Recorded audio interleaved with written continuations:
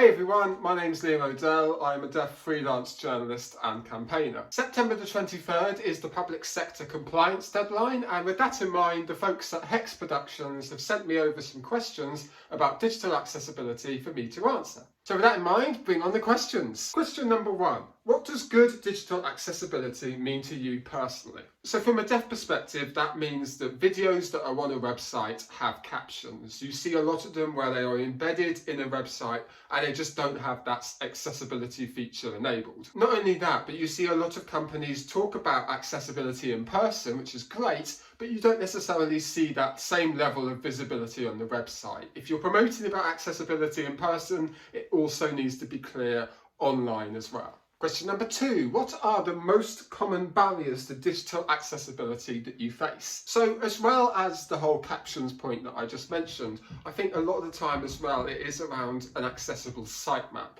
You find a lot of websites that have a lot of really complicated navigation bars and really difficult ways in which to access the information that you need. And think about it, if non-disabled people are having that issue as well, then disabled people are probably going to experience the same level of difficulty, if not worse. Question number 3, what are your top 3 digital accessibility must-haves and why? So obviously the first is around adding captions to your videos on your website. The second is around adding alt text and image descriptions. So if you have a picture on your website, make sure that the alt text is there so that if it doesn't display properly, people can still access it. And the third one is around making the actual language and the text on the website accessible. I know that there's a few apps and websites that will allow you to check the text of your web page to make sure that it is concise, easy and straightforward. And I think that that is one of the kind of bedrocks of accessibility, that information is easy to understand and can be accessed by everyone. Question number 4, have you ever found it impossible to access information on a website, and what would you do in that circumstance? I think actually in terms of accessing information, I've been quite lucky in that a lot of the websites don't have a lot of video content, so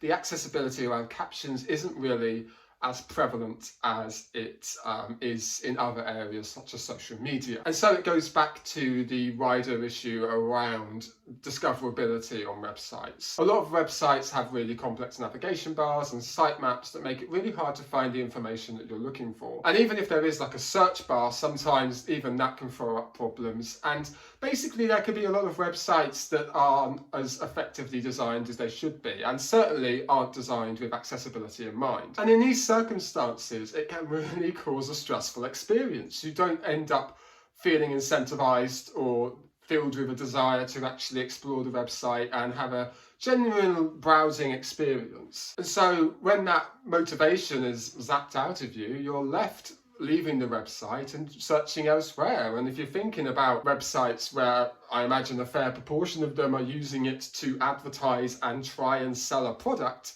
getting people to go to another website because your website is inaccessible is definitely something that a lot of businesses do not want. And last but by no means least, if you had the chance to make one point to an organisation considering changing their website, what would it be and why? I think regardless of the change that you're going to make on the website, it is important that you consult and pay disabled people to advise you on taking the right and appropriate steps to make your website accessible going forward. Unfortunately, there are a few instances where companies will axe features or will go ahead with a change that maybe isn't as accessible or inclusive as it should be.